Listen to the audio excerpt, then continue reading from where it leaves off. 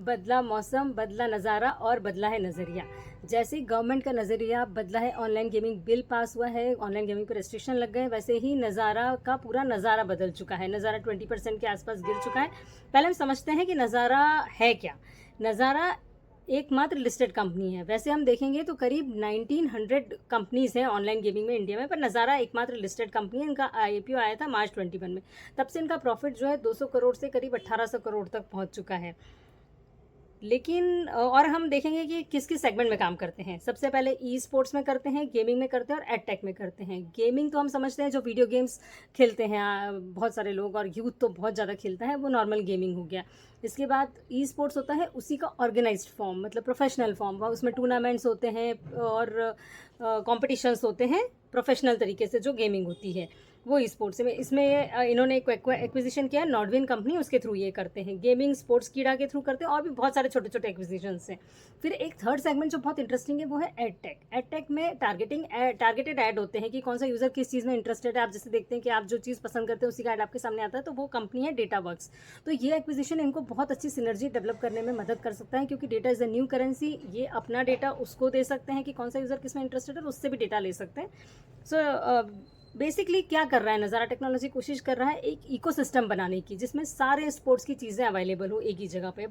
ये बहुत बहुत ज़्यादा डाइवर्सिफाइड कंपनी है। इन्होंने बहुत सारे एक्विजिशंस किए हैं, Kidopia, Fuse Box, Smaaash, Funky Monkey, lots of. इसी एक्विजिशन में इन्होंने रिसेंटली पोकरबाजी किया है, जिससे ये ट्रबल में आए। हम उसके बारे में आएंगे आगे। पहले हम इनके पॉजिटिव सारे देख लेते हैं। तो इससे एक अच्छा सिनर्जी और एक बड़ा सारा इकोसिस्टम क्रिएट होता है। इसके बाद इनका ग्लोबल प्रेजेंस है।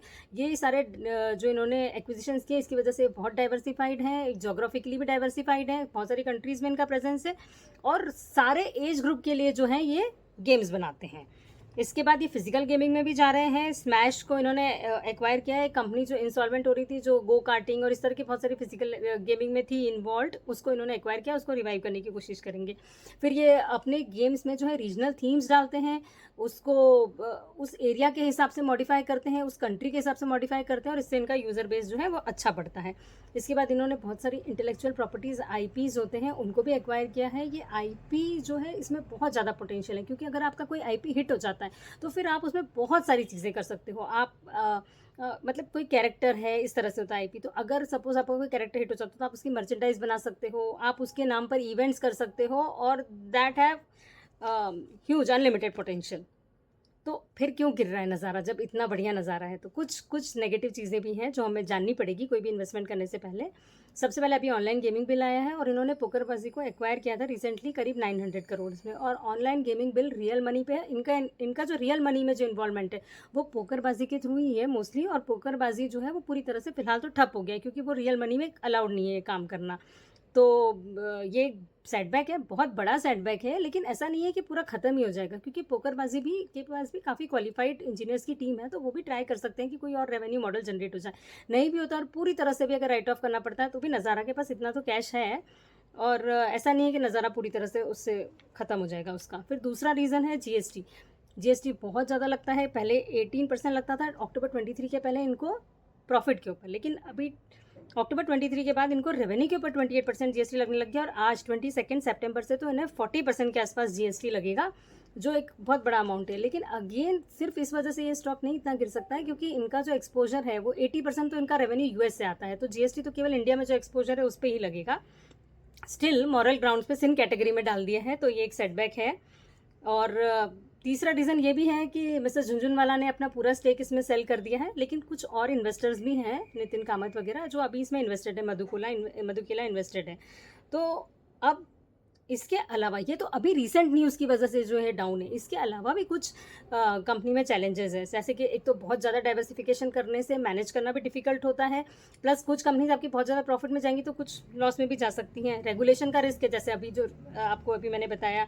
इसके बाद इन्होंने अपनी इक्विटी को बहुत डाइल्यूट कर दिया है। 2 करोड़ थी इनकी इक्विटी, जिसकी 35 करोड़ हो गई है इक्विटी। तो ये जो अपने एक्विजिशन कर रहे हैं, इक्विटी को डाइल्यूट करके कर रहे हैं, तो रियल शेयर होल्डर्स जो है उनको इसका फ़ायदा मिलेगा या नहीं मिलेगा, ये भी एक बड़ा क्वेश्चन है। प्रोमोटर्स भी अपना स्टेक रिड्यूस कर रहे हैं। 22 में 19.17% था, 25 में 8.3% हो गया। हालांकि एफआईडीआई ने थोड़ा बढ़ाया है। रेवेन्यू इनका जैसे मैंने आपको बताया 200 करोड़ से 1800 करोड़ के आसपास हो गया है, लेकिन एक्सपेंसेस भी फिर 135 करोड़ से 1700 करोड़, तो ये बहुत हाई एक्सपेंस वाला बिजनेस है।